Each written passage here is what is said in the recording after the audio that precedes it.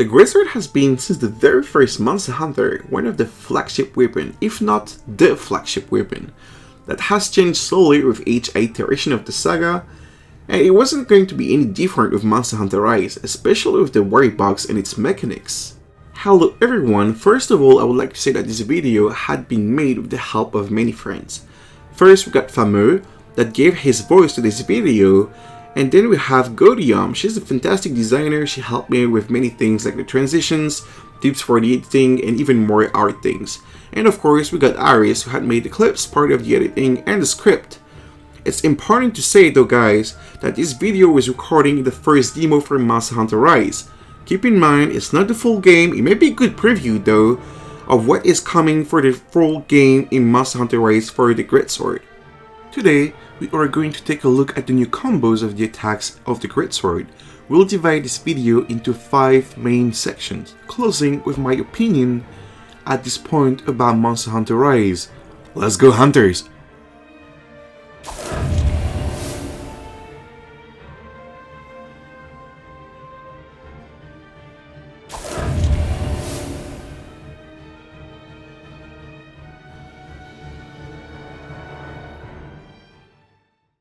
Power Sheath, a new ability that consumes 1 warrior bug and raises our attack for 20 seconds, a buff of 10%.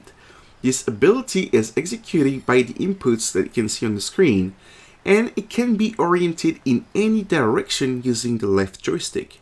If we look closer, we will notice a glowing aura on our character's arm.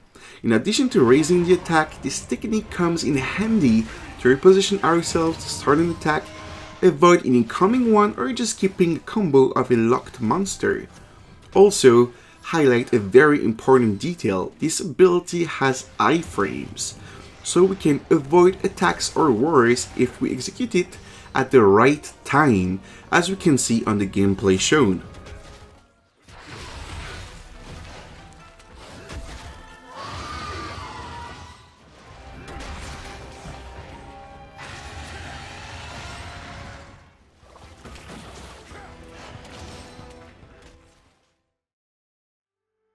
Hunting Age.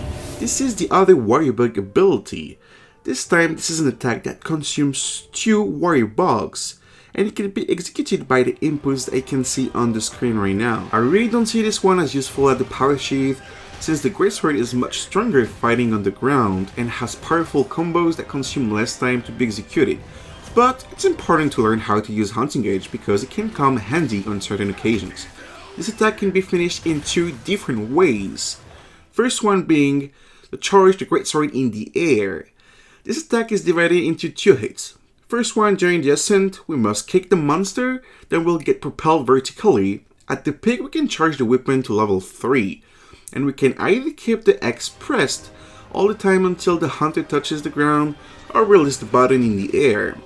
But this one has a longer animation. It will cost more time to recover the mobility of the character. Personally, I prefer to hold the X all the way. The second way is the charge fall. Like the previous one, we must kick the monster to be able to execute this variant. The only difference is the second attack, which instead of being an air charge, it becomes a vertical attack. It can hit the monster up to 3 times. But in general, in testing it several times, on different situations, it's usually 2 or even 1 hit, since the monster never stops moving. I noticed that this attack is not very precise when I was using it, since the multi-hit variable in the demo is very inconsistent. We must wait to see how it develops in the final version.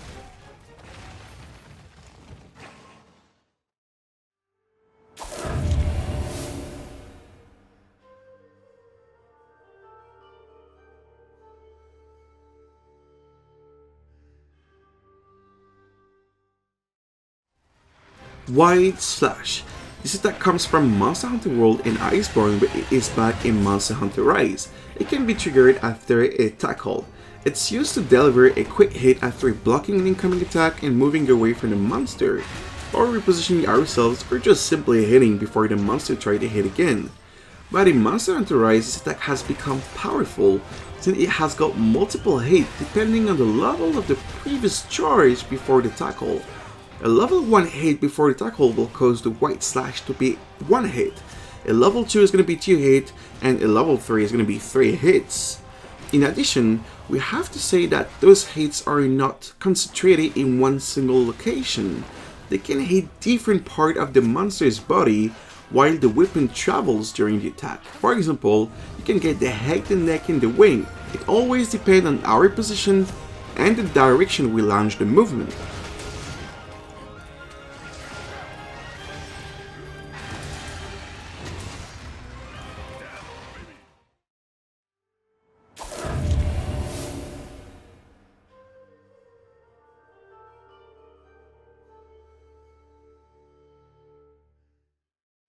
Sheath Warrior Bug. Okay, let's be honest. I'm not a huge fan of aerial gameplay, and even less with the greatsword. But we must control this gameplay since it can be useful in certain bad situations. The ones where without warrior bugs we couldn't do anything. So you have the inputs on the screen. This movement consumes one warrior bug, and mainly the thing it has is to continue our attacks in the air with level 3 charge, either from a bad position or simply avoiding an incoming attack and coming back fast to hit the monster. It also has different variants. We can hang in the air and perform a charge or even evade. We can also use this to reposition after hitting the monster.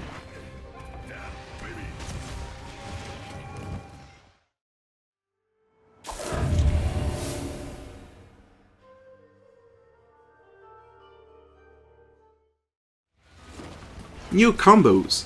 Now we are going to analyze the different combos in this new iteration of the franchise.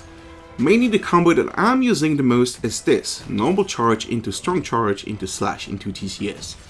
It's the old combo, but now we can include the slash between the strong and the TCS. It is very useful when the monster is exposed due to a dunk or a good position lock. I don't recommend using it randomly. Use it only when you're sure that you have a large opening, since it's a very long combo.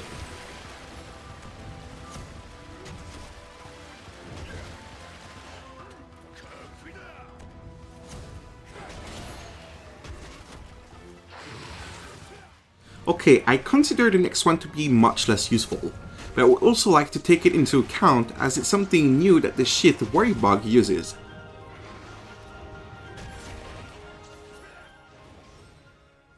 Finally, I would like to bring another new combo that consists of being able to link a dash after performing a white slash and follow the combo with a strong charge.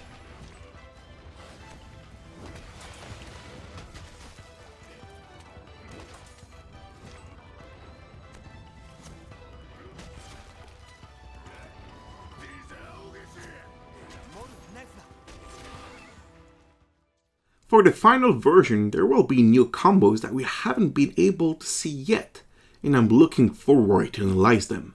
And now, I'll leave you with some fun clips that I hope you guys gonna like.